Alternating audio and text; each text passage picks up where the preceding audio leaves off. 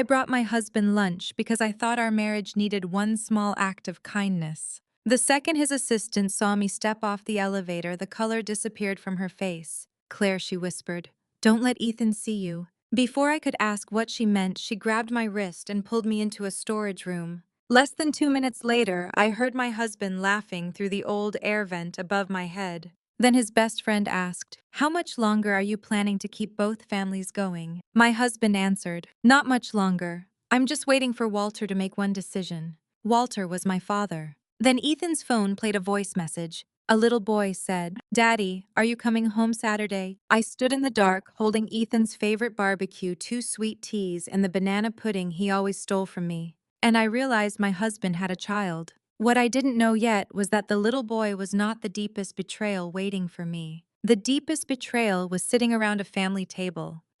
My name is Claire Morgan. I was 35 years old when the marriage I thought I understood became something completely different. Until that morning, I would have described my life as ordinary in the best possible way. Not perfect, not wealthy, not glamorous, ordinary. Ethan and I lived in a 3-bedroom brick ranch in Decatur, Georgia. The house had squeaky floors, a screened porch. I had spent 2 summers slowly fixing up, and an oak tree in the backyard that dropped enough leaves every fall to make me question every life choice that had led me to homeownership. I owned a small kitchen and bath design studio called Northline Kitchens, 4 employees, a temperamental copier, more cabinet samples than any sane person should own. I loved it. Ethan worked as a regional sales manager for a building supply company in Buckhead.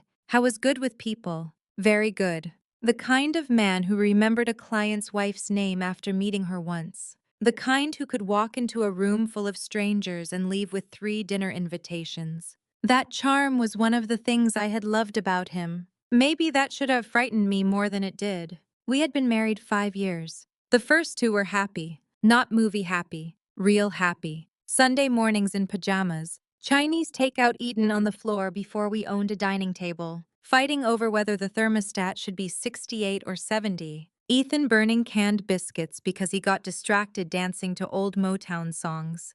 We used to laugh constantly. Then somewhere around year 3 we stopped. Not all at once. That would have been easier to notice. Marriage rarely falls apart with one loud crack. Sometimes it goes quiet room by room. Ethan worked later. He traveled more. He started keeping his phone face down. He stopped asking how client meetings went. At dinner, he was physically across from me, but mentally somewhere else. I noticed. Of course I noticed. I simply interpreted every sign in the kindest possible way. Stress. Work. Exhaustion. A season. That is what people do when they love someone. They do not usually begin with the cruelest explanation. They begin with the one that allows hope to survive. There was one subject that had hurt more than the others. Children. When we got married, we both said we wanted them. Not immediately. Someday. By 33, someday started feeling closer. I brought it up one night while we were lying in bed. Ethan went quiet. I don't know if now is smart. Why? Work is insane. It's been insane for 3 years. I know. He reached for my hand. I just don't want to be an absent father. That sentence had made me love him more. I remember thinking, that is exactly the kind of man I want raising my children. So we waited. 6 months later, I brought it up again. After my next promotion. Then, after we get the house expenses under control. Then, let's give it another year. I told myself responsible adults sometimes postpone things they wanted. I was 35 by the time I walked into his office carrying lunch. And my husband had already been somebody's father for almost 4 years. That Tuesday in late October began with cold sheets. Ethan had left before 6. His side of the bed was empty when I woke. There was a text waiting. Crazy morning. Probably home late. Don't wait for dinner. Love you. I stared at the last 2 words longer than I should have. Love you. Once those words felt like a hand reaching across a room. Now they looked like punctuation. Still I typed. Hope it gets easier. Then added a heart. Because I was still trying. That is important. I was not suspicious when I went to his office. I was hopeful. I had a light morning at the studio, and some stubborn part of me thought maybe marriage could be nudged back toward intimacy through ordinary things. Lunch. Conversation. Showing up. So I drove to a barbecue place. Ethan loved and ordered pulled pork, mac and cheese, collard greens, cornbread, and banana pudding. The woman at the counter tied the bag and smiled. Somebody's eating good today. My husband. You spoil him. I laughed. Apparently. I wish I could go back and hug the woman I was in that moment. Not warn her. Just hug her. Because she was about to lose something she still believed was safe. The drive to Buckhead took 20 minutes. I remember the sunlight. I remember singing along to half a song at a red light. I remember thinking Ethan might be surprised enough to actually smile when he saw me. Those tiny memories are almost cruel now. Not because they were bad, because they were innocent. I parked, took the elevator upstairs, and stepped into a hallway that felt strangely still. That was when I saw Lena. She was standing outside Ethan's office, listening. Lena Brooks had been Ethan's assistant for 3 years. Mid-40s, dark-framed glasses, always calm, always precise. The sort of woman whose desk looked organized even during emergencies. I had never seen her rattled. Until that morning. Lena, she turned. Her face changed instantly. She looked at me, then at the barbecue bag, then over her shoulder toward Ethan's office. Oh God. What? She moved fast. Claire, come with me. What's going on? Please. She caught my wrist. Don't let Ethan see you. Every instinct in my body sharpened. Why? I'll explain. Lena, not here. She pulled me 3 doors down, opened a narrow storage room. Inside. I stared at her. Are you serious? Very. I went in. She closed the door behind us. The room smelled like toner, cardboard dust, and industrial cleaner. Shelves were packed with printer paper and office supplies. There was barely room for 2 people. What is happening? Lena held a finger to her lips, then pointed upward. An old metal air vent ran along the wall near the ceiling. This building has old ductwork. Ethan's office is on the other side. I looked at her. I can hear meetings from here sometimes. Why are you telling me this? Her face tightened. Because 3 days ago, Ethan left his company phone in the conference room. My stomach began sinking before she finished. The screen lit up. What did you see? A message. From who? A woman named Brooke. I swallowed. What did it say? Lena hesitated. Then, Mason keeps asking when Daddy is coming home. For 1 second, my mind refused the sentence. Daddy. I actually smiled. Not because anything was funny, because disbelief sometimes wears the wrong face. Maybe she sent it to the wrong Ethan. Lena's expression answered before her mouth did. There was another message asking if he could send the preschool money early. I stared at her. Preschool. She mentioned rent too. The room became too small. When? 3 days ago. And you didn't tell me. Pain flashed across her face. I didn't know how. You know where I work. I know. You've met me. I know. You could have. I know. Her voice cracked. Then she lowered it again. I was afraid I was wrong. That stopped me. Lena looked toward the vent. Ethan is my boss. He is respected here. If I accused him of having another family and I was wrong. She shook her head. I kept telling myself there might be an explanation. There it was. The same thing I had been doing for years. Finding explanations, she whispered. Then this morning I heard him talking.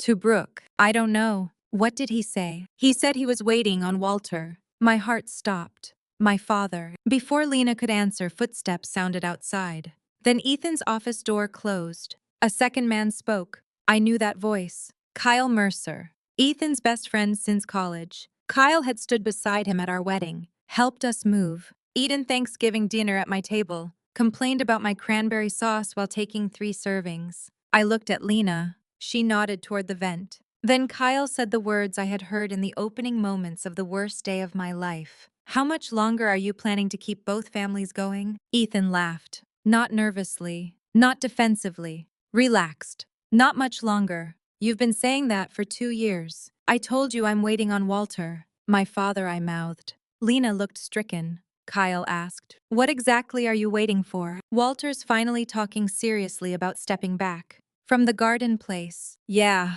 My fingers tightened around the barbecue bag. My father owned Hayes Garden and Feed outside Marietta. Calling it a garden place would have irritated him. I had built it with my mother 34 years earlier. It started as one greenhouse in a gravel lot. Now it covered 11 acres. Plants, mulch, feed. Landscaping supplies. Christmas trees every December. Pumpkins in October. Kids visiting in spring to pick strawberries. Nothing luxurious, but Atlanta had grown around it. Developers had been offering Dad ridiculous amounts for the land for years. He always refused. 3 weeks earlier, Dad had mentioned that he was thinking about working less the following year. Not selling, not transferring anything, simply working less. He had told me over chicken soup in his kitchen. I had never told Ethan. At least I did not remember telling him. Kyle said, "You really think Claire will sell any of it? She will eventually." Ethan sounded confident. Walter's sentimental. Claire is practical. That hurt for reasons I did not yet understand. Kyle laughed. "And you've already got plans for money that isn't yours. Relax. I'm just saying, if she takes over, I can finally get her thinking like an owner instead of Walter's daughter." How? Becca Creage. Development offer. Something. Ethan lowered his voice. "I just need access to the conversation." The barbecue bag suddenly felt heavy. Not because I understood every part. Because I understood enough. My husband was waiting for my father's retirement. Planning around it. Planning around me. Kyle said. "And Brooke knows. She knows I'm working on it. Working on it. Like my family was a project." Then Ethan's phone made a small sound. A voice message played. A child. A little boy. "Daddy, are you coming Saturday?" "Mommy said you're coming Saturday." I made a dinosaur. Every part of my body went still. And then something worse happened. Ethan answered in the warmest voice I had heard from him in years. "Hey, buddy." He laughed softly. "Daddy's coming. Save that dinosaur for me." My eyes filled immediately. Not because he had a child. Because of the voice. I knew that voice. It was the version of Ethan I had been trying to find again. Gentle. Present. Playful. I had believed work had taken it from him. It had not disappeared. He had simply been spending it somewhere else. Kyle said, "He's getting big. Too fast. You taking him to that pumpkin thing again?" "Brooke wants to." "Claire never asks questions about Saturdays. She thinks I work." Another laugh. Easy. Natural. That was the moment I took out my phone. I opened the recorder. Pressed the red button. Lena watched. Neither of us spoke. I placed the phone on a box beneath the vent. Then I listened. Ethan had been seeing Brooke for more than 4 years. They had dated briefly before he met me, reconnected during the first year of our marriage. Mason had been born the following year. Ethan paid most of Brooke's rent, preschool, a car payment, groceries when she needed help, sometimes directly, sometimes through an account he told me held commission income. Our household worked because I covered most of the mortgage, utilities, groceries, insurance, and renovations. Ethan always said his commissions were uneven. I thought I was helping us through a demanding stage of his career. I had been helping him maintain a second household. Then Kyle said, "You know what gets me?" "What?" "Claire still thinks you don't want kids." The room disappeared around me. For 1 second, there was only my heartbeat. Ethan did not answer immediately. Kyle continued. "She's still asking, sometimes." "What do you tell her?" "That I'm not ready." Kyle let out a low whistle. "Man." Ethan sighed. "What am I supposed to do?" That sentence. I would hear it many times later. What am I supposed to do? The anthem of people who want sympathy for problems created by their own choices. "I already have one kid whose life is complicated," Kyle said. "Claire would probably have been a good mom." I closed my eyes. Ethan said nothing for several seconds. Then, "She would." Those 2 words broke something in me that the affair had not. Because he knew. I knew what I wanted. I knew I would have loved a child. And for years he had watched me age while telling me the delay was responsibility. I had said, "I don't want to be an absent father." He had already been a father, just not with me. I nearly reached for my phone, nearly stopped the recording, nearly walked into his office. Then Ethan said something that kept me still. The timing was never right. Kyle laughed bitterly. "The timing, with Claire, yes." "Why?" "Because one baby changes everything. Her business, the house, Walter." My eyes opened. Kyle went quiet. Ethan continued. "Claire gets emotional about family. If we had a kid, Walter would probably tighten everything around her and the baby. I need room." Need room. I was not his wife in that sentence. I was Terrain. Kyle said, "You really have thought all this through." "I've had to." Then came another sentence, a quieter one, almost casual. "She trusts me." Kyle did not answer. Ethan added, That's why this works. My eyes filled again. Not that's why I married her yet. Something worse in a different way. That's why this works. Our marriage. His deception. My trust. A mechanism. Kyle said. That's cold. Ethan became defensive. Stop acting like she's some helpless victim. No one said she was. She's fine. She has her studio, her dad, the house, and a husband with another family. You know what I mean. No, I actually don't. For a moment, Kyle sounded less amused. Ethan sighed. I love Claire. My breath caught. Kyle said nothing. I do. Ethan sounded almost irritated at needing to defend it. She's good. She's steady. She takes care of people. She's the kind of person you build a stable life with. Stable. That word would haunt me for months. Not beautiful. Not brilliant. Not funny. Not the woman he could not imagine losing. Stable. Kyle asked. Then why are you doing this? Long silence. Finally, Ethan said. Because I love Mason too. There it was. The story Ethan told himself. How was not cruel. How was trapped. How was not selfish. How was protecting people. How was not exploiting me. How was preserving stability. Kyle asked. And Brooke, I care about her. So you love everybody. Apparently. And everybody gets half a husband. Ethan laughed once. That's dramatic. No, this is dramatic. Another pause. Then Kyle said, what happens when Walter finally puts Claire in charge? Ethan's voice lowered. I get us to sell the back acreage. I'm her husband. For now. That money changes everything. For Brooke. For everybody. Everybody. That word included me only when I was useful. Kyle asked. And then, Ethan hesitated. I don't know. That was the first moment all morning he sounded uncertain. Kyle laughed.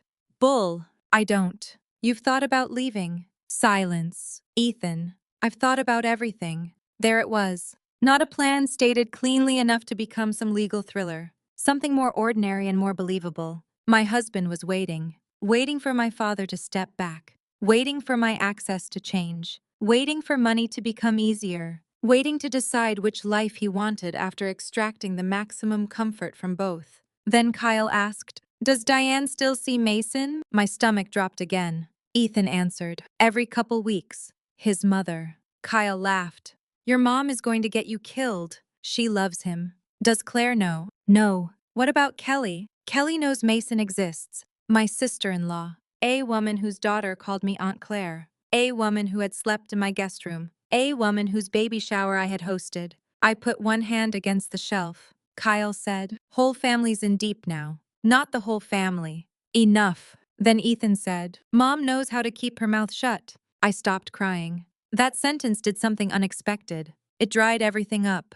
For almost half an hour I had listened as my marriage collapsed. But now it was no longer only Ethan. His mother knew. His sister knew. Kyle knew. People had sat in my house, accepted gifts, eaten my food, asked about my marriage, and watched me live inside a story they knew was false. Betrayal changes shape when you discover it had an audience. My phone recorded for 27 minutes. When Kyle finally left, Lena and I remained in the dark. Neither of us moved. Then Ethan took another call. We waited. Eventually, his office door opened. Footsteps. Elevator. Silence. Lena checked the hallway. Then opened the storage room door. The bright office lights hurt my eyes. I stepped out. I looked down at the barbecue bag. Cold now. The ice in the sweet teas had mostly melted. A wet ring had formed beneath one cup. Lena whispered, I'm sorry. I nodded. My throat would not work. She touched my shoulder. Claire. I looked at her. I brought him lunch. That was the sentence that broke me. I know. I got the extra hot sauce. Lena's eyes filled. And banana pudding. Then I started crying. Not gracefully. Not quietly. I put one hand over my mouth because Ethan was somewhere in the building, and I did not want him to hear. Lena took the bag from me. Then she hugged me. A woman I barely knew held me beside a copier while I cried over barbecue sauce and a husband who had a 4-year-old son. After perhaps 30 seconds, I pulled myself together, wiped my face, looked toward Ethan's office. Lena said, you don't have to go in there. I know. You don't have to do anything today. I looked at the closed door. For 5 years, I had solved things immediately. A late bill, a family argument, a contractor problem, a birthday someone forgot. I fixed. I smoothed. I organized. For once I did nothing. Don't tell him I was here. Lena nodded. I can't know, you know. Not yet. I handed her the barbecue bag. Take that. Claire, please. She held it carefully. I almost laughed. Everybody remembers the lunch. What? Nothing. I turned toward the elevator. Before the doors closed, Lena said, I was wrong about something. I looked at her. Trusting your husband did not make you stupid. The doors closed. I made it to the parking garage. Then I got inside my car, locked the doors, and fell apart. I do not remember the first 10 minutes. I remember my forehead against the steering wheel. I remember saying, oh my God, repeatedly to nobody. I remember opening my messages and typing, how could you do this to me? I stared at it.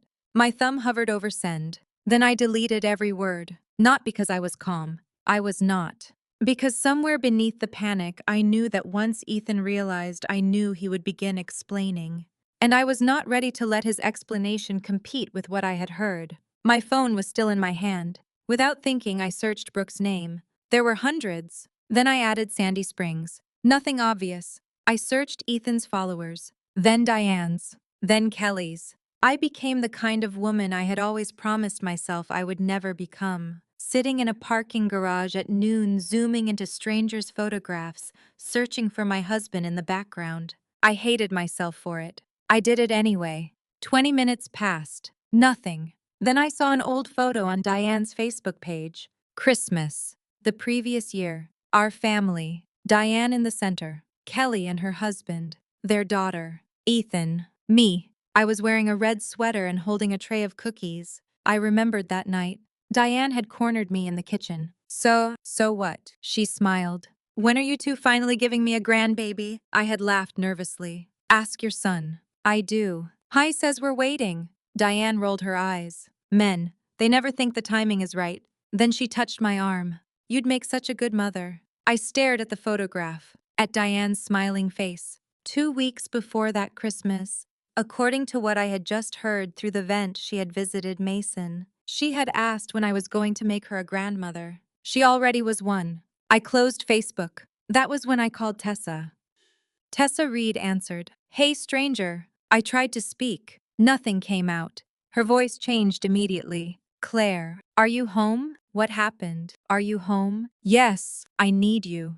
I'm here. That was all. No questions. No advice. No hesitation. I drove to East Lake. Tessa opened the door before I knocked. She took one look at me, then stepped aside. I walked into her house. She locked the door. What did he do? I started crying again. I don't know where to start. Start with the worst part.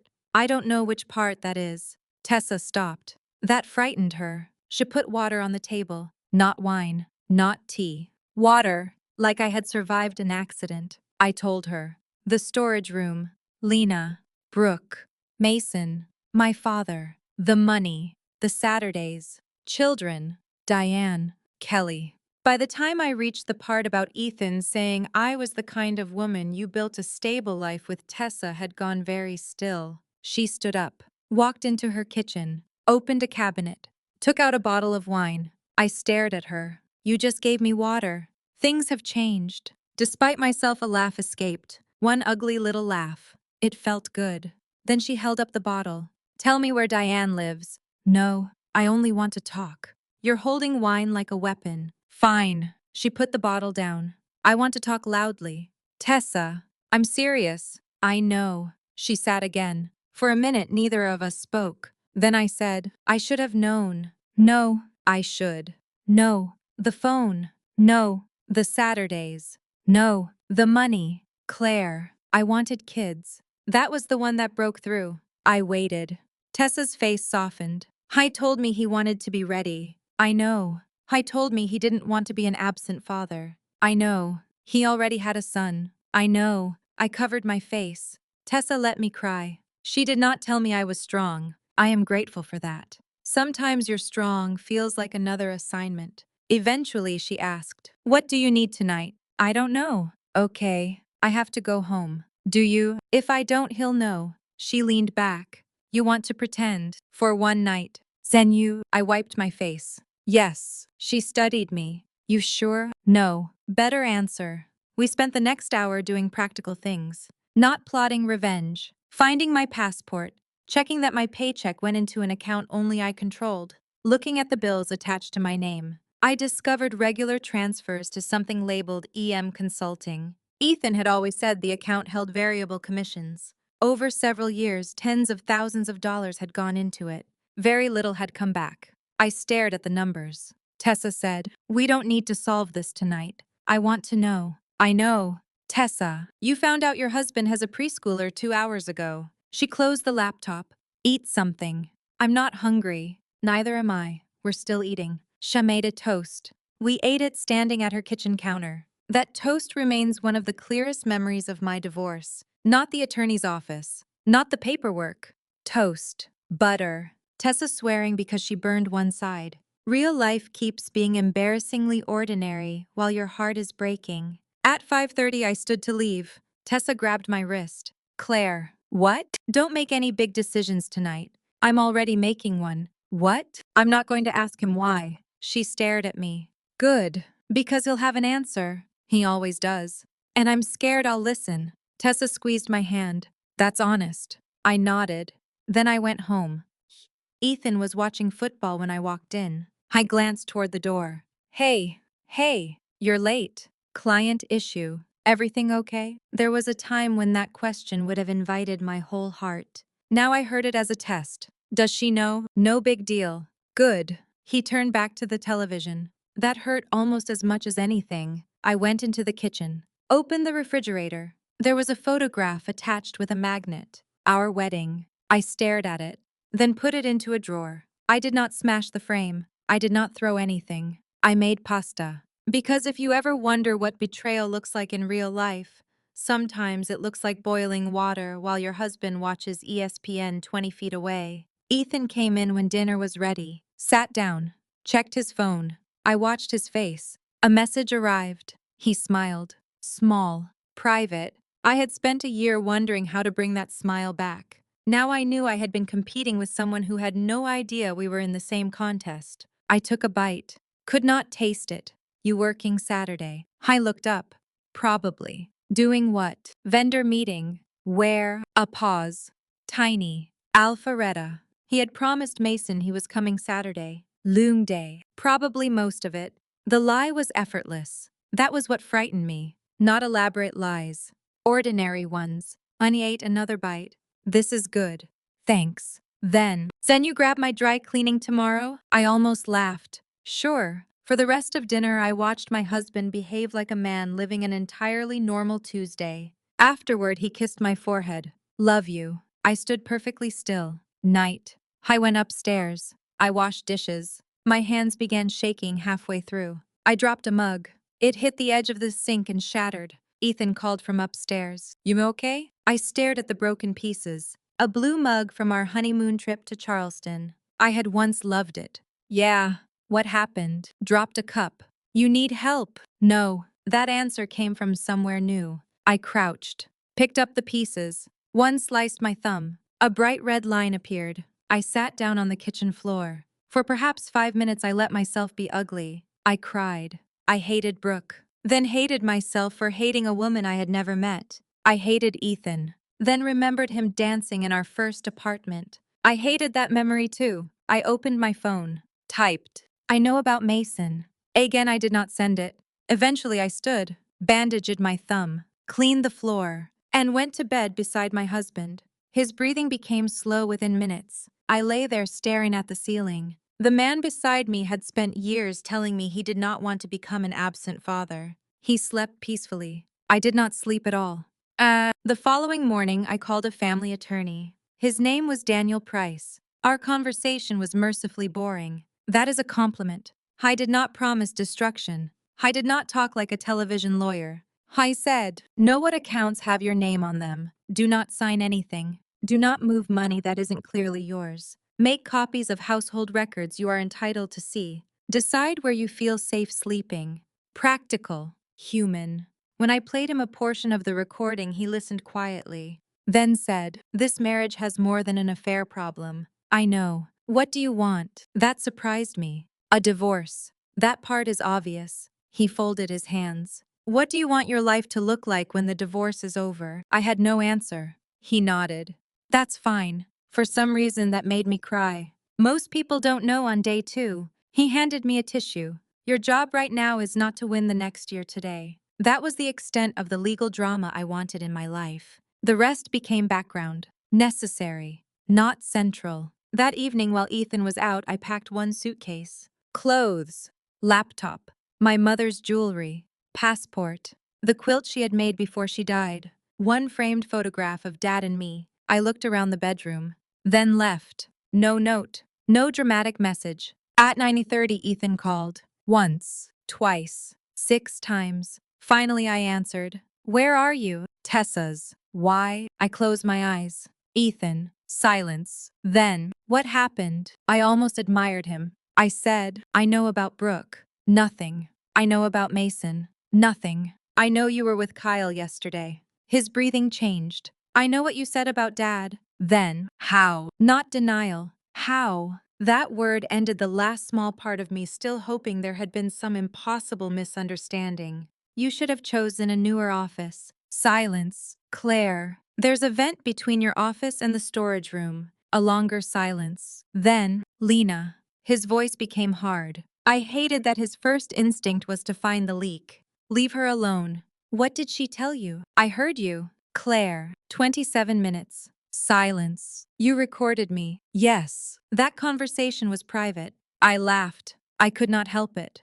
Private. You heard pieces of something you don't understand. I understand Mason. It's complicated. I understand Brooke. It is not what you think. I understand $78,000 leaving accounts while I paid our mortgage. That money was not all yours. I understand Saturday vendor meetings. Claire. And I understand that you told me you weren't ready to be a father.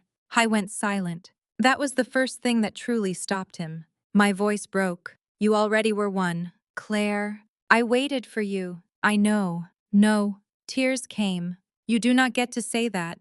He softened.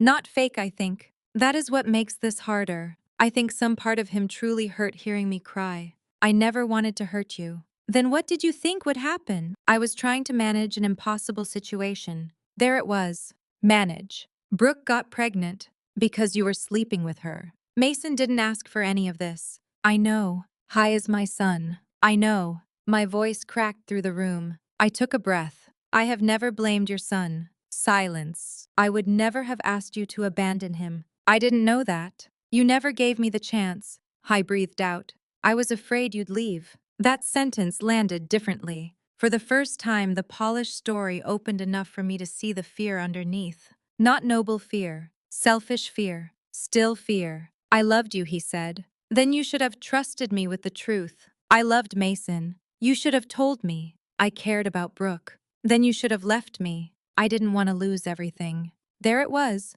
The cleanest truth Ethan would ever give me. He wanted everything. Me. Brooke. Mason. My income. My home. My father's future. His mother's approval. The image of a successful marriage. The secret life that made him feel alive. I wanted everything. And because choosing required loss, he chose deception. I whispered. You wanted everyone else to pay the price of you not choosing. He said nothing. Then, come home. No. We can talk. No. Claire, please. No. Where is this coming from? You always talk things out. That almost made me smile. I was confused because the woman he had depended on to repair every relationship was refusing to repair this one. I'm tired. We can fix it. No, Claire, you loved what I made easy for you. I inhaled. Please don't reduce our entire marriage to that. For the first time, I agreed with him. I'm not. That surprised him. I know we had real moments. Silence. I know you probably did love me in whatever way you knew how. Then don't throw it away. I closed my eyes. You already taught me something about loving someone. What? It doesn't matter how real the good parts were if I have to destroy myself to keep them. Then I ended the call. My hands shook afterward. Tessa walked into the room. She handed me a glass of wine. That sounded terrible. It was. You want me to insult him? Yes. Great. I have notes. I laughed. Then cried. That night I slept in her guest room. For the first time in years, nobody lay beside me. And strangely, I felt less alone. 3 days later, Diane called. I knew it was coming. I almost let it go to voicemail. Then I answered. Claire. Hi, Diane. I spoke to Ethan. I assumed. He's devastated. I closed my eyes. That sentence would have been funny if it were not so revealing. He's devastated. You know what I mean. No, explain. She sighed. I know he made terrible choices. Choices. Claire, please. Go ahead. Mason is innocent. I leaned back. Correct. And Ethan is his father. Correct. I just don't want anger between adults to hurt a child. There it was. The pivot. I had been betrayed. Somehow I was already being warned not to become cruel. I have never threatened Mason. I know, but no. Silence. I need you to hear that clearly. All right. I do not blame him. Good. But you knew. Silence. Diane. It wasn't my story to tell. I laughed once. Sharp. You went to his birthdays. Nothing. You spent time with him. Hi is my grandson. And I was your daughter-in-law. You are still. No. I cut her off. Not like that. She went quiet. I continued. Last Christmas. What? You were in my kitchen. I could hear her breathing. You asked me when I was finally going to make you a grandmother. Silence. You already were one. Claire. 2 weeks earlier, had you seen Mason? She did not answer. Diane. Yes. I closed my eyes. There are lies people tell with words, and lies people perform. She had performed one in my kitchen, smiling, teasing, watching me blush over a future she knew her son had already built somewhere else. I'm sorry. Her voice sounded smaller. For 1 second, I almost softened. Then she added, but you need to understand what Ethan was facing. There it was. The apology lasted 6 words. What was he facing? I had a child. Because he cheated. Money made a mistake. For 4 years. Mason happened. I actually pulled the phone away from my ear. Mason happened. You know what I mean. People said that to me constantly. You know what I mean. Usually right after saying something indefensible. Diane continued. Brooke was unstable after the pregnancy. So, Ethan felt responsible. How was responsible? I didn't want to abandon her. So he abandoned me while remaining in my house. That isn't fair. No. My voice became calm. What isn't fair is asking me to carry the emotional weight of everyone else's choices. Diane's tone hardened. You've always had more security than most people. What does that mean? Your business, your father, the property. There it was, even with her. The property. My father's garden center has nothing to do with Ethan having a second family. I didn't say it did. You brought it up. Because Ethan always felt like he had less than you. I stared out Tessa's window. Then he should have told me. Men have pride. Women do too. She went quiet. Then said, please don't make any decisions while you're angry. I'm making one right now. What? I'm ending this call. I hung up, then blocked her for the night. Not forever, just the night. At that point, even blocking someone felt revolutionary. Kelly called 2 days later. I did not answer. She texted. I know you hate me. I ignored it. Then, you should. That got my attention. Then, Mom isn't telling you everything. I stared at the screen. Finally. Then you tell me. She called instantly. Her voice shook. I'm sorry. How long? What? How long did you know about Mason? Silence. Kelly. Almost 2 years. My chest tightened. 2 years. She had brought her daughter to my house for sleepovers during those years. I had helped pay for the child's dance camp as a birthday gift. She had sat beside me at Christmas while Diane asked about grandchildren. Did you know about Brooke too? Yes. How much? That they were still seeing each other sometimes. Sometimes, that's what Ethan said. Did you believe him? At first. And later. No. Why didn't you tell me? Kelly began crying. I was afraid. Of what? Blowing up everyone's life. I almost laughed. There it was again. Everyone's life. Except mine. She continued. Mom kept saying Ethan would fix it. How? I don't know. For 2 years you didn't ask. I did. What did he say? That Mason was his responsibility, and he was trying to figure out Brooke. And me. Silence. What did he say about me? He said he loved you. That hurt. Not because I believed love excused anything. Because I believed he may have meant it. People want betrayal to be simple. The villain never cared. The marriage was fake. Every smile was a lie. Sometimes that is true. Sometimes the harder truth is that someone loved you and still chose themselves over you repeatedly. I should have told you. Kelly was crying harder now. I know. I came to your house. Yes. I bought gifts for my daughter. Yes. I watched you defend him. Yes. I'm sorry. I did not tell her it was okay. It was not. For the first time in my life, somebody cried because they had hurt me and I let them cry. I did not soothe. Did not say, I understand. Did not rescue them from their guilt. Eventually, Kelly whispered, there's something else. I almost laughed. There is always something else. Mom knew before Mason was born. I assumed. No, Kelly inhaled. She knew Ethan had started seeing Brooke again before your first anniversary. My stomach tightened. How? I told her. Why? I don't know. Did she tell him to stop? At first. At first. I leaned back. What changed? Mason. Of course. Then Mom started saying whatever happened, Ethan needed to keep his marriage together. Why? Another silence. Kelly. I heard them argue once. About what? Your dad. The room became very still. What about him? Mom said Ethan needed to stop creating chaos until Walter decided what he was doing with the garden center. I closed my eyes. When? Before Mason was born. My pulse began pounding. Do you have proof? Maybe. What does that mean? Mom never deletes anything. Kelly. Our old family group chat goes back years. My hands became cold. Send me everything involving my name. Claire, please. 20 minutes later, screenshots began arriving. Most were ordinary. Football, recipes, holiday schedules, complaints about traffic. Then there were messages about me. Rarely my name. Usually. She. Hair. One from Diane. Has Walter said anything else about retiring? Ethan. Not yet. Claire thinks maybe next year. Diane. Do not push. She notices when people sound interested in the property. Another. Keep Brooke calm. You cannot have drama spilling over right now. Another from Ethan. Claire isn't going anywhere. She wants family too much. I stared at that sentence. Wants family too much. My best quality had become a weakness they counted on. Then I found something earlier, 6 weeks before Ethan proposed. Ethan. Walter's back acreage is worth way more than Claire realizes. Developers are buying everything around there.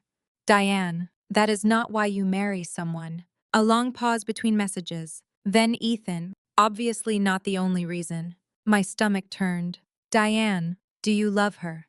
Another pause. Ethan. She's good to me. She's the kind of person you build a stable life with. Stable. There was that word again. Diane. That wasn't the question.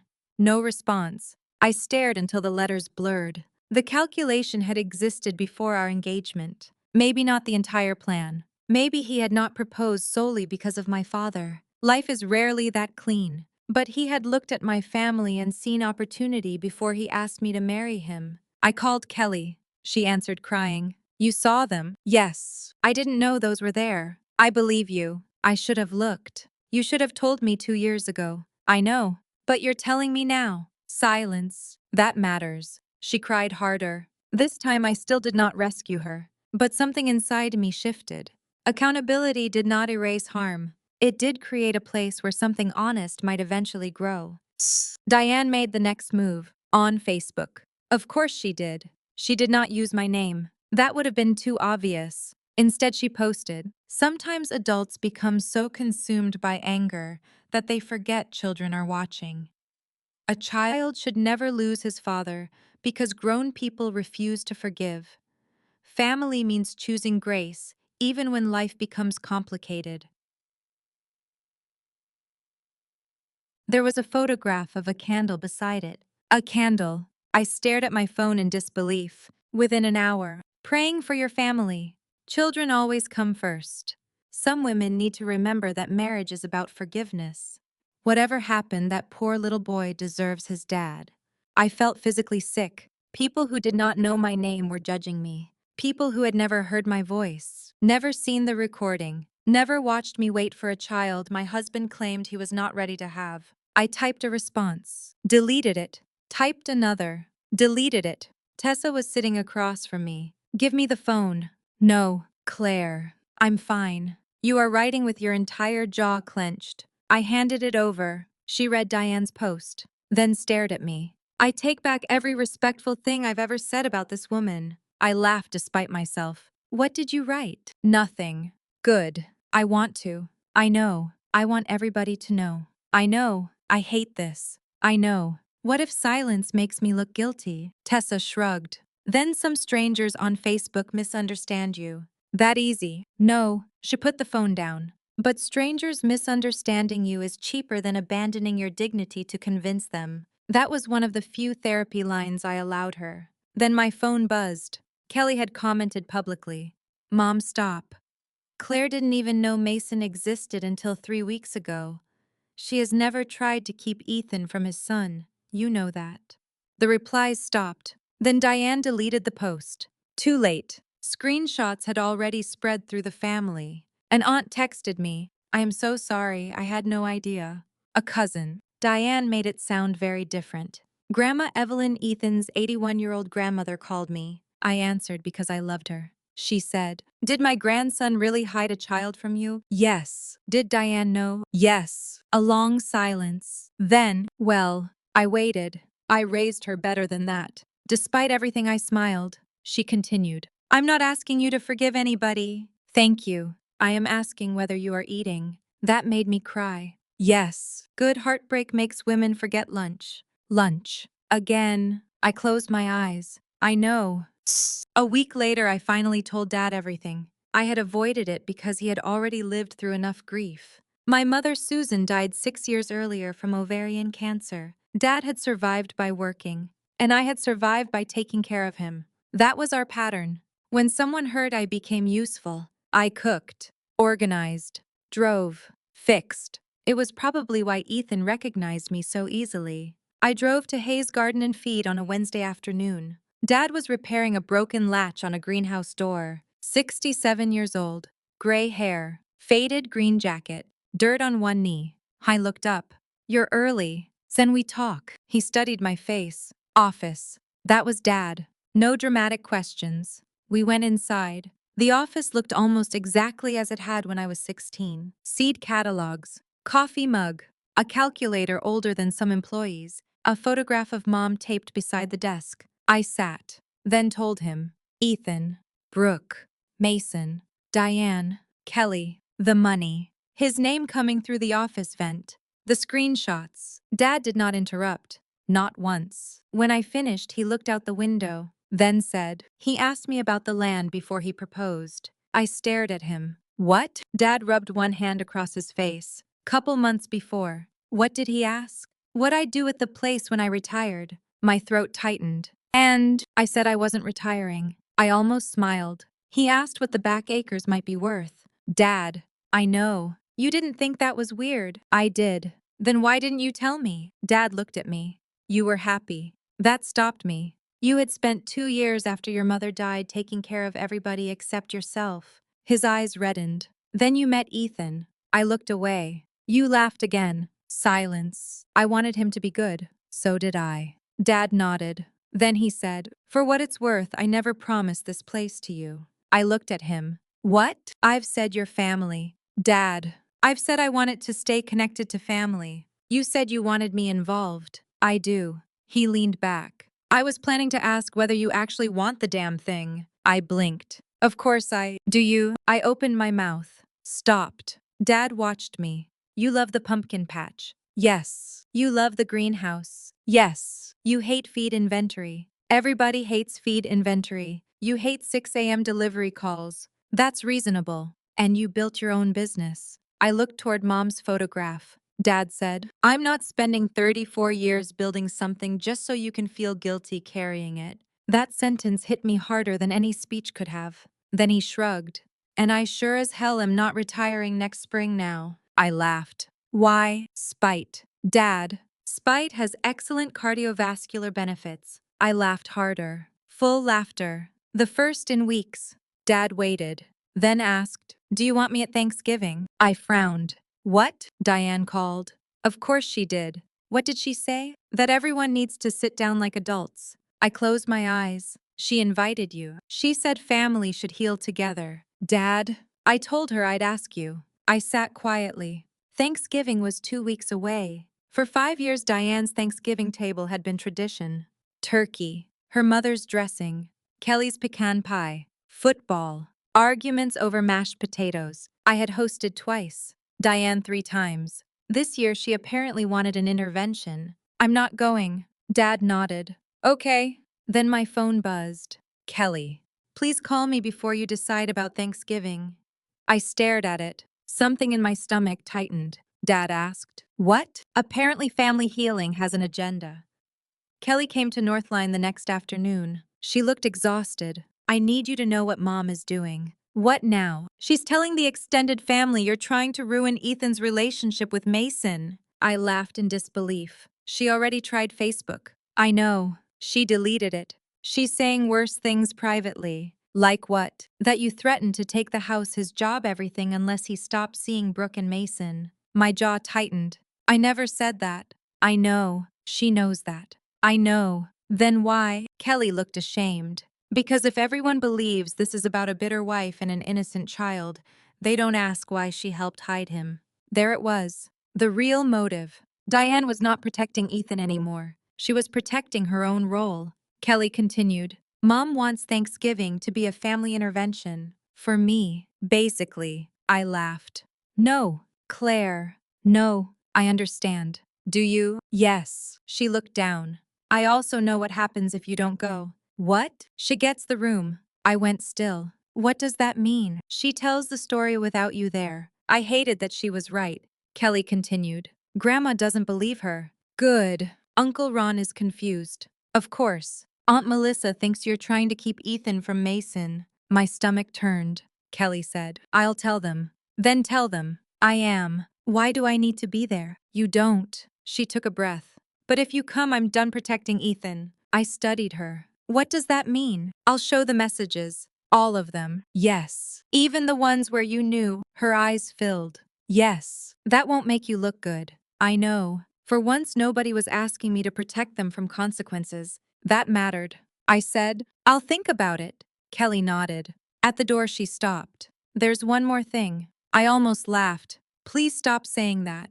Despite herself, she smiled. Then became serious. Mom has a box at her house. What box? Pictures of Mason. I stared at her. She put them away whenever you came over. My chest tightened. What kind of pictures? Birthdays, Christmas, pumpkin patch. Kelly swallowed.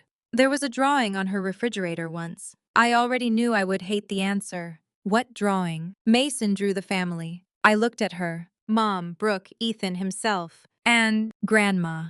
Of course. Kelly's voice dropped. Mom would take it down before you came. There are betrayals measured in dollars. Then there are betrayals measured in refrigerator magnets. I thought about every time I had stood in Diane's kitchen. Every casserole I brought, every holiday, every coffee. A child's drawing had been hidden before I arrived. My existence required set changes. That night I decided to go to Thanksgiving, not to reconcile, not to fight, to stop allowing people who lied about my life to narrate it.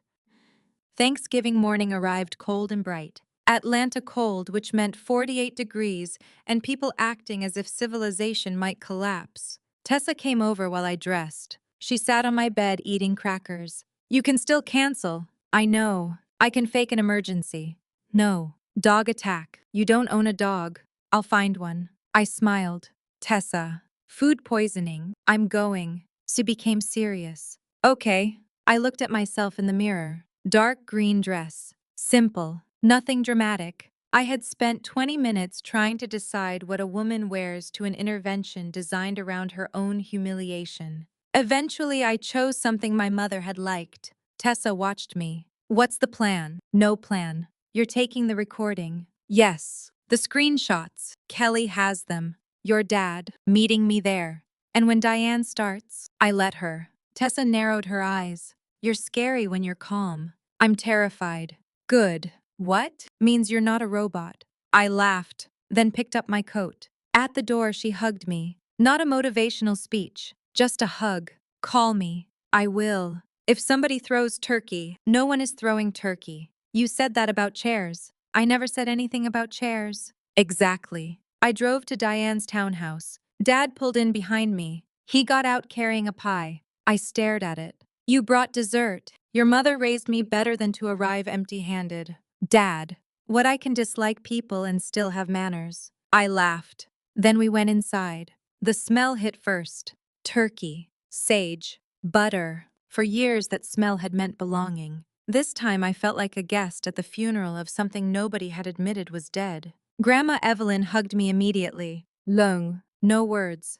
That nearly made me cry. Uncle Ron gave me an awkward nod. Aunt Melissa smiled too brightly. Two cousins avoided eye contact. Kelly stood near the dining room. When she saw me, her shoulders dropped with relief. Diane came from the kitchen. Claire. Diane. She looked at Dad. Walter. Diane. Dad held up the pie. I brought apple. It was the most Dad thing imaginable. Then I saw Ethan. He stood near the fireplace. For 1 second, my body remembered him before my mind did. My chest tightened. The familiar face, the familiar shoulders. The man whose jacket I had straightened hundreds of times. I looked tired. Not destroyed. Not evil. Tired. Hey, I nodded. Hi. He stepped toward me. Then we talked before dinner? No, Claire. Not before dinner. His jaw tightened. But he stepped back. That small victory mattered. Brooke was not there. Mason was not there. I was grateful. Whatever happened that afternoon belonged to adults. We sat. Diane placed me 3 seats away from Ethan, Dad beside me, Kelly across, Grandma at the head. For 20 minutes, everyone pretended Thanksgiving was normal. This may have been the most surreal part. People discussed football. One cousin complained about airport security. Uncle Ron told a story about a broken water heater. I ate turkey. Actually ate. At one point, Diane passed me sweet potatoes. Our fingers almost touched. 5 years of family history lived in that tiny movement. I thought, how many meals had she passed me food while hiding Mason's photographs upstairs? Then Diane said, before dessert, I think we need to talk. Every conversation stopped. There it was. Dad put down his fork. Kelly stared at her plate. Ethan looked at his mother. Mom. No, Diane folded her napkin. We cannot keep living like this. Grandma Evelyn muttered. Some of us were doing fine. I almost smiled. Diane continued. This family has been through enough. I said nothing. Ethan has made mistakes. Mistakes. Again. But there is an innocent child involved. Aunt Melissa glanced at me. Diane looked directly at me. And I think anger has reached a point where it's hurting people who had nothing to do with what happened. I waited. She wanted me to interrupt. I could feel it. She wanted emotion. Anger. Something she could point to. I gave her silence. She continued. Marriage is complicated. Dad shifted beside me. I touched his wrist under the table. Not yet, Diane said. People make choices they regret. Still silence. And sometimes grace means not destroying an entire family because one person failed. Kelly looked up sharply. Ethan said, Mom, stop. No, you asked me to stay out of this for years. The irony nearly choked me. I stayed out. Grandma actually laughed. One dry sound. Diane ignored her. I am saying what everyone is afraid to say. Aunt Melissa looked uncomfortable. Diane turned toward me. Claire, I know you are hurt. I finally spoke. Do you? Yes. Okay. That threw her. She continued. But Ethan is Mason's father. I know. And he has responsibilities. I agree. Again, she paused. I watched confusion move across several faces. I said, Mason should be supported by his father. Ethan looked at me. Completely. Diane blinked. Then why? His father. My voice remained calm. Not the wife who was never told he existed. Nobody moved. Diane said, That isn't what I meant. I know. Ethan leaned forward. Claire, can I please explain something? You've had 5 years. That's not fair. You had 5 years. I took a breath. I was scared. That surprised the room. Maybe even him. I found out Brooke was pregnant. You were sleeping with her. Yes. The word came quietly. At least he finally said it. I panicked. I waited. I loved you. I did not respond. I also knew I had a responsibility to my son. Yes. I thought if I told you, you'd leave. I might have. He nodded. And I didn't want that. Why? Because I loved you. I watched him. And I looked confused. And what? That wasn't the only reason. The room became still. Diane looked at him. Ethan said, I don't know what you want me to say. The truth would be interesting. His face hardened. I am telling the truth. I reached into my purse, placed my phone on the table. Ethan's face changed. Claire. I looked at Diane. You said everyone is afraid to say things. She swallowed. I think we should solve that. Then I pressed play. Kyle's voice filled the dining room. How much longer are you planning to keep both families going? Every face changed. Ethan closed his eyes. Diane whispered, Claire, don't. I did not stop it. Not much longer. I told you I'm waiting on Walter. Dad's jaw tightened. Kyle, the garden place. Ethan, Walter's finally talking seriously about stepping back. Aunt Melissa looked at Dad, then at me. The recording continued. I had edited nothing, but I did not need 27 minutes. 90 seconds was enough. Kyle, Claire still thinks you don't want kids. Silence around the Thanksgiving table. Then Ethan's recorded voice. What am I supposed to do? Kyle, Claire would probably have been a good mom. Recorded Ethan. She would. My vision blurred. Even though I had heard it before, Dad's hand closed into a fist on the table. Then, she trusts me. A pause. That's why this works. I stopped the recording. Nobody spoke. The house seemed to hold its breath. Grandma Evelyn looked at Ethan, not angry, heartbroken. That looked worse, Uncle Ron whispered. Jesus. Diane's face had gone pale. Ethan stared at me. You recorded a private conversation and brought it to Thanksgiving. I almost laughed. That was what he had. That was his defense. Dad leaned forward. My daughter heard her husband planning around my property while hiding another family, and you're upset about Thanksgiving etiquette. Walter, this is between. Dad pointed one finger. Don't. Ethan stopped. Kelly stood. Her hands were shaking. Mom lied too. Diane turned. Kelly. No. One word. Small. Powerful. No more. She took out her phone. Diane's voice sharpened. Sit down. Kelly looked at her mother. I spent 2 years sitting down. Silence. I knew about Mason. Aunt Melissa gasped. Kelly's eyes filled. I knew, and I didn't tell Claire. She looked at me. I told myself it wasn't my business. Her voice broke. It was. Nobody rescued her. She continued. I helped. Diane whispered. You did what you thought was best. Kelly turned on her. No. For perhaps the first time mother and daughter looked at each other without the old hierarchy. I did what was easiest. Then Kelly held up her phone. And so did you. She read. Has Walter said anything else about retiring? Diane. Kelly, stop. Kelly kept going.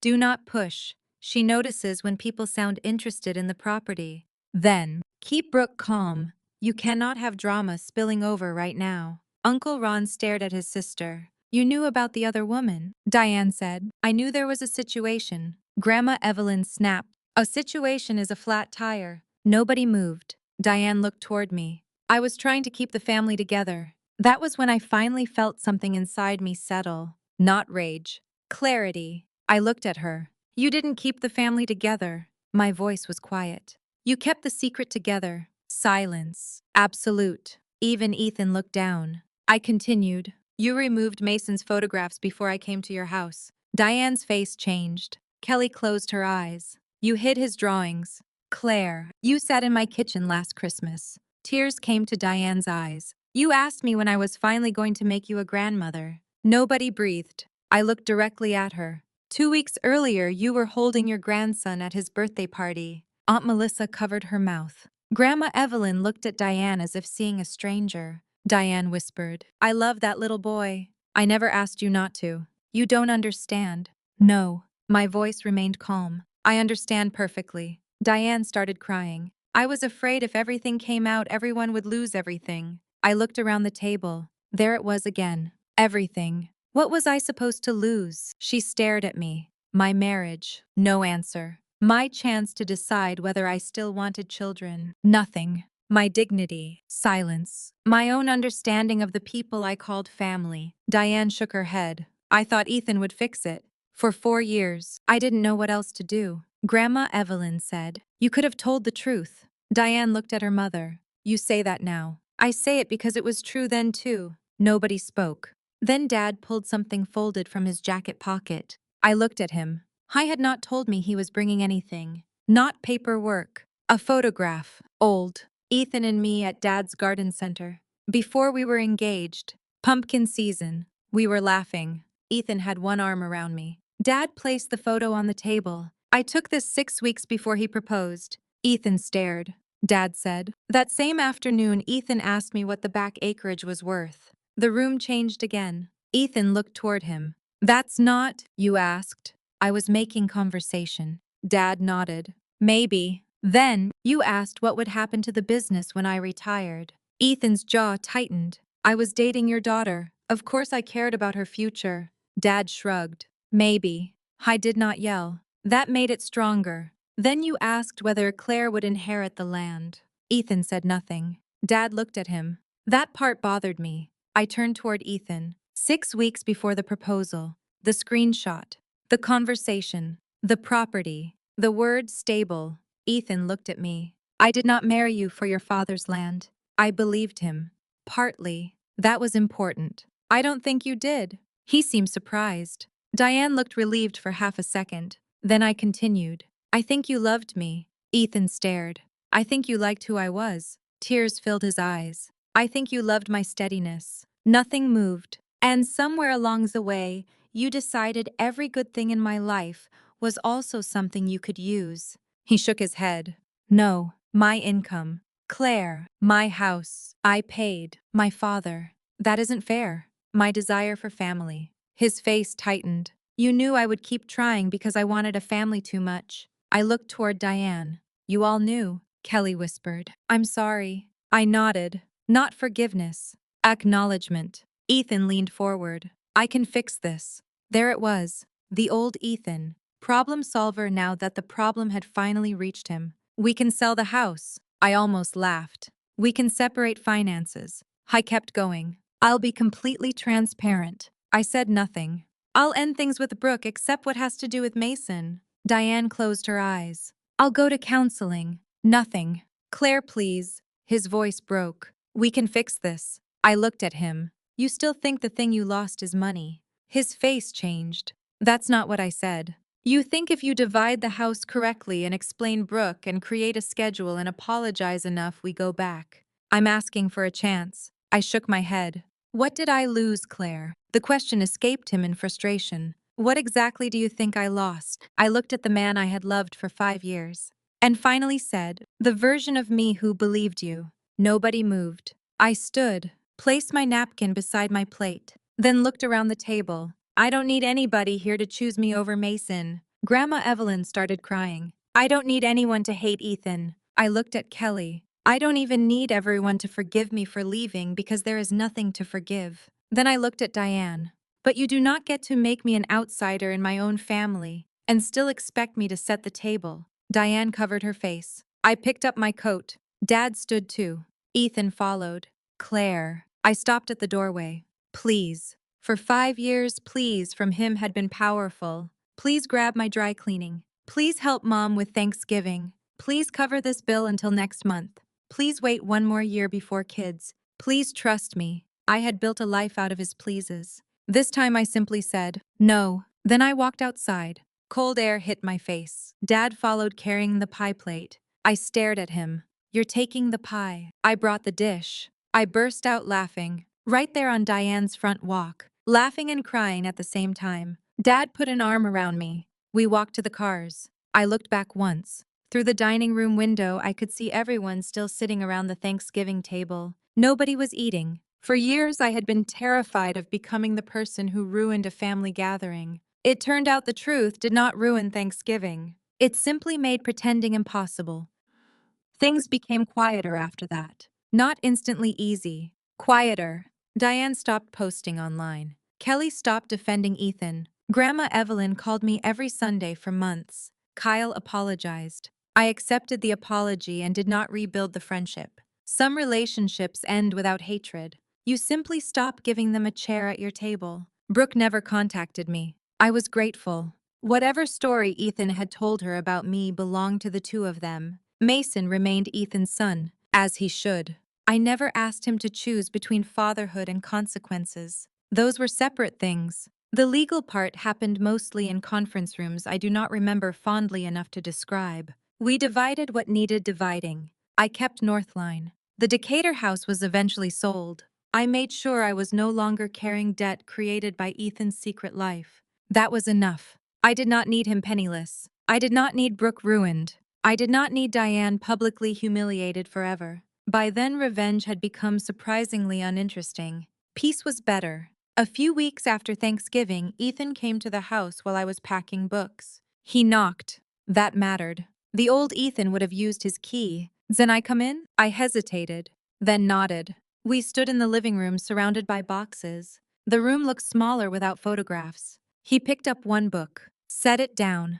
"I'm sorry." I said nothing. I know I keep saying it. "Yes, I don't know what else to say. For once, maybe that's okay." I looked at me. "I did love you." "I know." That surprised him.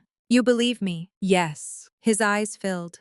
"Then why can't—" "Because loving someone badly can still destroy them." I looked away. "I thought I was protecting Mason." "Sometimes you were." I looked back. That answer surprised him too. "I believe you love your son." "I do." "I believe you were scared." "I was." "I believe you didn't want to lose me." "I didn't." I nodded. "All of those things can be true." His voice dropped. "And it still doesn't matter." "It matters." I put a book into a box. "It just doesn't excuse what you did." He sat on the arm of the couch. I kept thinking there would be a point where I could fix everything. I almost smiled. "I know." "Then Brooke got pregnant." "Yes." "And I thought if I told you, you'd lose me." "Yes." "And every year you waited telling the truth cost more." He nodded. "So you kept spending my life to avoid paying the bill."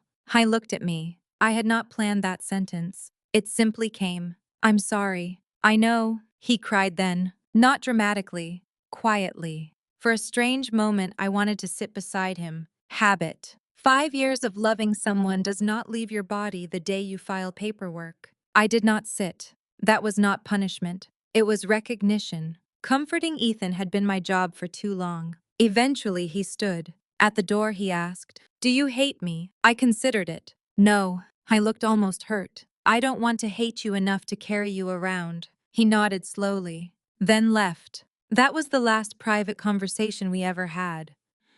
I sold the Decatur house the following spring. People asked whether that was difficult. It was. But not for the reasons they assumed. I did not hate the house. I loved it. That was the problem. I had chosen every light fixture, designed the kitchen, painted the guest room with Mom before she became too sick to help. Ethan and I had laughed there, fought there, made up there, hosted Christmas, burned dinner, watched storms from the porch. Not every memory was poisoned. I refused to give him enough power to poison them. On the last morning, the house was empty. Maya from Northline brought coffee. She stood in the kitchen. "You sure you want to sell?" "Yes." "You designed the hell out of this place." I smiled. "I know." "Could get a good magazine shoot." "No." She looked around. Sad. A little. Regret. "No." I ran one hand over the counter. "I designed this room to hold a life." Maya waited. It did. I looked toward the empty dining area. Just not the life I'm taking with me. Then I locked the door. I bought a smaller house in Avondale Estates. 2 bedrooms. Tiny office. Crooked fence. Beautiful oak tree. Terrible kitchen. Truly offensive. The refrigerator hit the island when opened. The cabinets were shiny brown. One light fixture looked as if it belonged in an interrogation room. Tessa walked in behind me during the showing. "Oh no." I smiled. She looked at me. "Oh no." "What?" "You love it." "The kitchen is a disaster." "You're smiling at the disaster." "I can fix this."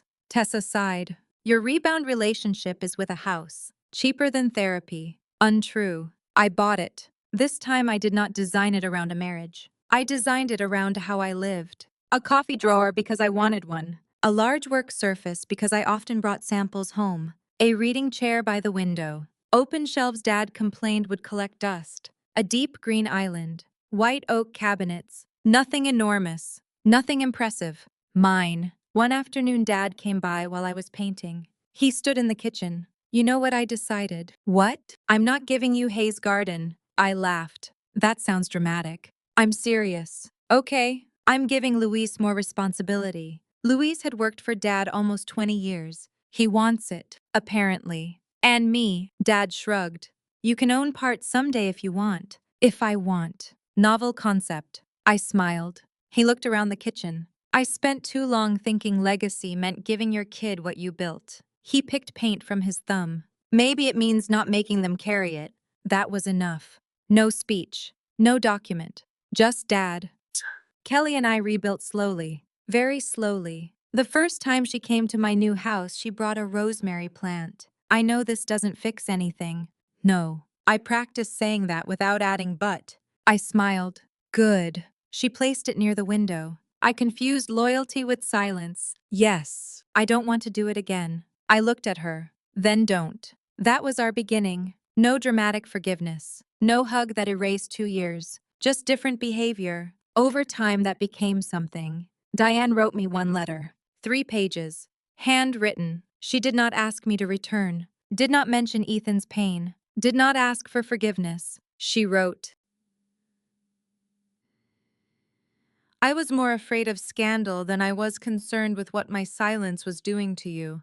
I told myself I was protecting Mason and my son, but the truth is, I was protecting the version of my family I wanted people to see. That was the first honest thing she had ever said about it. I kept the letter. I did not reopen the relationship. Accountability does not automatically restore access. Still, I respected the truth. That mattered. Northline survived. More than survived. Not because my divorce turned me into a business genius. Life is not that cinematic. We had good months, bad months. A dishwasher leak destroyed a client's newly installed floor and nearly took 10 years off my life. A cabinet shipment arrived in the wrong finish. Maya threatened to quit at least once a week and never meant it. Normal things. Beautifully normal things. I stopped working every Saturday. I promoted Maya. Hired a bookkeeper. Took 1 week completely off for the first time in 11 years. Tessa and I went to Charleston.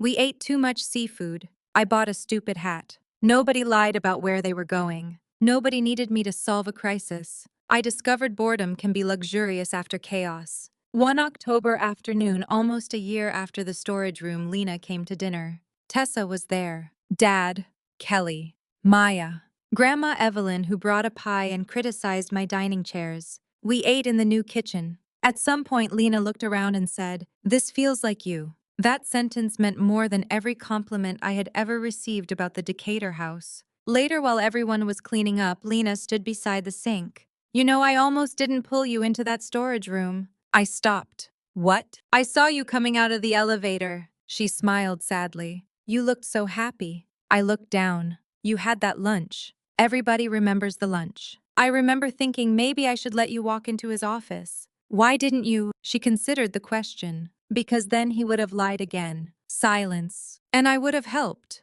I looked at her. "You didn't owe me anything. I owed myself something." "What?" "To not become the kind of person who watches somebody live inside a lie because telling the truth is uncomfortable." I thought about Kelly, Diane, Kyle, myself. We had all stayed silent about different things at different times. Sometimes silence protects privacy. Sometimes it protects peace. Sometimes it protects cowardice. Learning the difference changes your life. I reached across the counter, took Lena's hand. "You opened a door." She smiled. "You walked through it." Dad called from the dining room. "Are we giving speeches in there or eating pie?" Lena laughed. "Both. Pie first." We joined everyone. I stood for a moment at the edge of the room. Dad arguing with Grandma Evelyn over whipped cream. Kelly showing Maya something on her phone. Tessa stealing a piece of crust. Lena laughing. My mother's old quilt visible through the hallway on my bed. A rosemary plant in the window. Coffee cups on the counter. Nothing staged. Nothing perfect. Just people. Some had failed me. Some had saved me. Some had done both. And for the first time, I understood family differently. Family is not simply who gets invited to Thanksgiving. It is not biology. It is not marriage. It is not the people who appear beside you in photographs. Family is truth with responsibility. It is someone who tells you the uncomfortable thing before the lie becomes convenient. It is someone who can say, "I was wrong," and then live differently. It is a father who gives you freedom instead of an obligation disguised as inheritance. A friend who lets you cry without turning your pain into homework. A coworker who risks discomfort rather than helping someone deceive you. A sister-in-law who finally chooses honesty even when it exposes her own cowardice. And sometimes family is also knowing who no longer gets access to the table. I used to think dignity meant staying composed, not crying, not begging, not letting someone see that they hurt you. I was wrong. I cried on parking garage concrete. I searched another woman's Facebook page at noon like a person I barely recognized.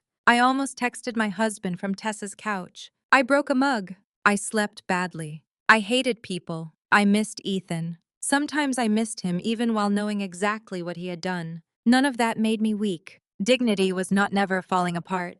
It was refusing to abandon myself when I did. For years, I confused being needed with being valued. Ethan needed me. Diane needed me. Kelly needed me. Dad needed me after Mom died. Clients needed me. Employees needed me. I became so good at being useful that I stopped asking whether the people receiving all that care were also caring for me. That was my lesson. Not that trust is foolish. I refuse to believe that. Not that marriage is dangerous. Not that family always betrays you. The lesson was simpler. Love without respect becomes consumption. Loyalty without truth becomes complicity. And being the strongest person in a family does not mean you should be the person everyone is allowed to lean on until you collapse. The night Ethan and I got married, he told me, "I'll always take care of you." For a long time, I thought the tragedy of our marriage was that he broke that promise. It wasn't. The real turning point came when I understood that my future had never needed to depend on whether he kept it.